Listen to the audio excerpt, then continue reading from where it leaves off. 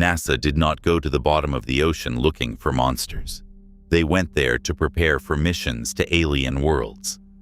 But during one deep-sea expedition, instruments began detecting something that should not have existed at all. Oxygen was appearing in complete darkness. No sunlight, no plants, no known source. And the deeper scientists looked beneath the ocean, the stranger everything became. For decades, the deepest parts of Earth's oceans were almost impossible to explore. The pressure alone destroys most machines. At the bottom of the Mariana Trench, the force pressing against an object is over 1,000 times stronger than the pressure at sea level. It is enough to crush submarines, implode cameras, and shatter electronics in seconds. In 2014, one of the world's most advanced underwater robots vanished during a mission near New Zealand. The vehicle was called Nereus. It had already completed groundbreaking dives into some of the deepest places on Earth. Scientists believed it would open an entirely new era of ocean exploration. Then, during a descent into the Kermadec Trench, contact suddenly stopped. Gone. No warning. No distress signal. Nothing. Researchers later concluded that the crushing pressure deep below the surface had caused the robot to implode instantly. A $14 million machine disappeared into darkness forever. And that changed everything, because scientists realized something important. The old strategy was failing. Building one gigantic machine for the deep ocean was too risky. One mistake meant losing years of work instantly. So researchers began searching for a completely different solution. And that is when NASA entered the story. At first, it sounded strange. Why would a space agency care about the bottom of the ocean? But NASA was not interested in the ocean itself. They were interested in what might exist beneath oceans on other worlds. Far beyond Earth, orbiting Jupiter and Saturn, are frozen moons covered in ice. Beneath that ice, scientists believe there may be enormous oceans of liquid water hidden in darkness. Europa, Enceladus, alien oceans. And the conditions inside those oceans may be almost identical to the deepest parts of Earth's seafloor. Extreme pressure, no sunlight, no communication with the surface, total isolation. In other words, the bottom of Earth's ocean may be the closest thing humanity has to another planet. So NASA engineers helped create a new type of underwater robot called Orpheus. Unlike older deep-sea vehicles, Orpheus was small, lightweight, and relatively cheap. If one vehicle failed, another could replace it. Instead of relying on a single massive machine, scientists could send entire fleets into the abyss. But what made Orpheus truly unusual was its brain. The robot used navigation systems originally developed for space exploration. Similar technology helped NASA's Perseverance rover land safely on Mars. Since GPS signals cannot reach the deep ocean, the vehicle had to navigate by recognizing landmarks on the seafloor itself. Rocks, shells, coral formations. The machine memorized the landscape like a traveler, remembering turns in a dark forest. And every time Orpheus descended into the abyss, it brought back evidence that Earth's deep ocean was far stranger than scientists once believed. Miles below the surface, in complete darkness, researchers discovered entire ecosystems thriving where life should have been impossible. Hydrothermal vents. These are giant cracks in the seafloor where superheated water erupts from deep inside the Earth. Some vent fluids reach temperatures hotter than 700 degrees Fahrenheit. Scientists once believed no complex life could survive there. They were wrong. Around these vents, they found massive ecosystems crowded with bizarre organisms. tube worms taller than humans, blind shrimp, giant clams, microbes feeding on toxic chemicals, and none of it depended on sunlight. That discovery shocked the scientific world, because until the late 1970s, scientists believed every ecosystem on Earth ultimately depended on the sun. Plants used sunlight for photosynthesis. Animals ate plants. Every food chain traced back to solar energy. But hydrothermal vents destroyed that assumption completely. Life had found another way. Instead of using sunlight, organisms near the vents survived through chemosynthesis. Microbes converted chemicals from the Earth itself into energy. Entire ecosystems were powered by geology instead of light. And suddenly, the possibility of alien life became far more realistic. Because if life could survive deep beneath Earth's ocean without sunlight, then maybe it could survive beneath the frozen oceans of Europa too. But the deeper researchers explored, the stranger the creatures became. Near hydrothermal vents in the Caribbean Sea, scientists discovered shrimp living at the edge of boiling water. The creatures were blind. Instead of eyes, they had heat sensors on their backs that allowed them to position themselves perfectly between deadly temperatures and freezing seawater. They crowded together in enormous masses directly beside the vents. And then, researchers discovered something disturbing. When food became scarce, the shrimp appeared to start eating each other. Cannibal colonies hidden at the bottom of the ocean. And that was only the beginning. Elsewhere on the seafloor, scientists discovered methane seeps. These were cold regions where methane gas leaked upward through cracks in ancient sediments. Around those seeps, strange life forms clustered in darkness. Eyeless worms burrowed through methane ice. Bacteria fed on toxic chemicals. Mussels survived through symbiotic microbes, living inside their own bodies. Some of these environments looked less like Earth and more like scenes from an alien planet. Then researchers found something even stranger: brine pools. At the bottom of the Gulf of Mexico, scientists discovered enormous underwater lakes sitting on the seafloor itself. The water inside these pools was 5 times saltier than the surrounding ocean. The liquid was so dense that it formed visible shorelines underwater, and almost nothing could survive inside them. Fish that wandered into the pools became poisoned and died. Yet, around the edges, life flourished.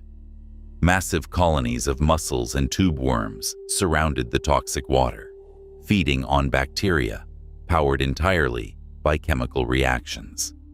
No sunlight, no plants, no normal ecosystem, just chemistry, sustaining life in darkness.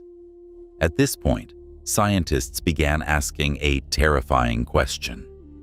If life can survive in all these impossible environments on Earth, how common could life actually be in the universe? But the strangest discovery was still waiting beneath the seafloor itself. In South Africa, scientists drilling deep inside a gold mine found something nobody expected: living microbes trapped nearly 3 kilometers underground. The water surrounding them had been isolated from the surface for millions of years. These organisms had no contact with sunlight, no connection to Earth's normal biosphere, and yet they were alive. They survived using energy released from radioactive elements inside the surrounding rock. Tiny chemical reactions powered an entire hidden ecosystem buried deep inside the Earth. Some scientists described it as the closest thing humanity had ever found to alien life on our own planet. Because these organisms existed in total isolation, an underground world completely separate from the surface. And discoveries like this changed how NASA searched for life beyond Earth. Mars suddenly looked different. Europa looked different. Enceladus looked different. Scientists realized alien life might not exist on the surface of these worlds at all.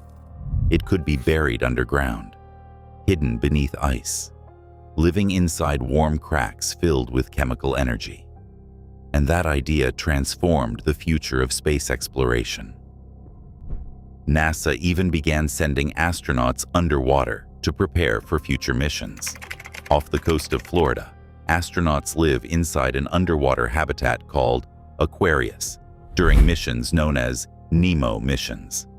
Inside the habitat, crews simulate life aboard spacecraft. They rehearse spacewalks. They test survival systems. They train for missions to the Moon and Mars. Because underwater environments create many of the same challenges as deep space. Isolation, confined spaces, hostile conditions, limited communication. The ocean became a testing ground for humanity's future among the stars. But then, something happened that nobody could explain. In 2021, scientists working deep in the Pacific Ocean lowered sealed chambers onto the seafloor to study oxygen consumption in deep-sea ecosystems. The expectation was simple. Oxygen levels should slowly decrease as organisms used it up. Instead, the exact opposite happened. The oxygen levels began rising. At first, researchers assumed the instruments were broken. That seemed like the only logical explanation, because oxygen production at the bottom of the ocean should have been impossible. There was no sunlight, no photosynthesis, no visible source. Yet over and over again, the readings showed oxygen increasing inside sealed chambers nearly 13,000 feet below the surface. Some measurements reached oxygen concentrations more than 3 times higher than normal background levels. Scientists repeated the experiments. Same result. They changed instruments. Same result. They even poisoned the chambers to kill microorganisms, thinking microbes might somehow be generating oxygen through an unknown biological process. The oxygen still appeared, and suddenly researchers realized something deeply unsettling. Whatever was producing the oxygen was not alive. Attention then shifted toward strange rocks scattered across the seafloor, polymetallic nodules. These dark mineral lumps grow incredibly slowly over millions of years. They contain manganese, cobalt, nickel, copper, and other metals used in electric vehicle batteries. At first glance, they look like ordinary rocks, but researchers noticed something unusual. When they tested the nodules electrically, many produced measurable voltage. Tiny natural batteries sitting at the bottom of the ocean. And that led scientists to an astonishing hypothesis. The nodules themselves might be splitting seawater molecules apart through natural electrochemical reactions. In other words, the rocks may have been creating oxygen in complete darkness, without life, without sunlight, without photosynthesis, just geology, producing breathable oxygen at the bottom of the ocean. If true, the implications are enormous, because one of the oldest assumptions in biology is that oxygen on Earth ultimately comes from living organisms using sunlight. Plants, algae, photosynthetic bacteria. But these nodules are not alive. They are mineral deposits. And if oxygen can form naturally through geological processes like this, then oxygen itself may not necessarily be proof of life on another planet. That changes how scientists search for alien worlds forever. And it raises another frightening possibility. Deep-sea mining companies are already planning to harvest these nodules for battery materials. The Clarion-Clipperton Zone in the Pacific contains enormous fields of them, stretching thousands of miles across the sea floor. But researchers now suspect the nodules may also support fragile ecosystem scientists barely understand. Destroying them could alter deep-sea environments in ways nobody can predict yet. And that is what makes NASA's discoveries under the ocean so important. Because the deeper scientists explore, the more Earth begins to resemble an alien world. Blind creatures surviving beside boiling vents. Underground ecosystems isolated for millions of years. Chemical oceans sustaining life without sunlight. Rocks that may create oxygen in darkness. The ocean is no longer just an unexplored part of Earth. It has become a preview of what may exist across the universe. Somewhere beneath Europa's frozen crust, there may already be ecosystems feeding on chemical energy in complete darkness. Somewhere beneath Mars, microbes may still survive inside warm underground fractures. And somewhere in the oceans of distant worlds, life may exist in forms humanity has never imagined before. That is why NASA keeps going deeper. Because every robot sent into Earth's abyss, every strange signal detected in darkness, every impossible ecosystem discovered beneath the seafloor, brings us closer to answering the biggest question humanity has ever asked. Are we alone? Or have we simply not looked deep enough yet? Thanks for watching. Don't forget to subscribe for more history mysteries.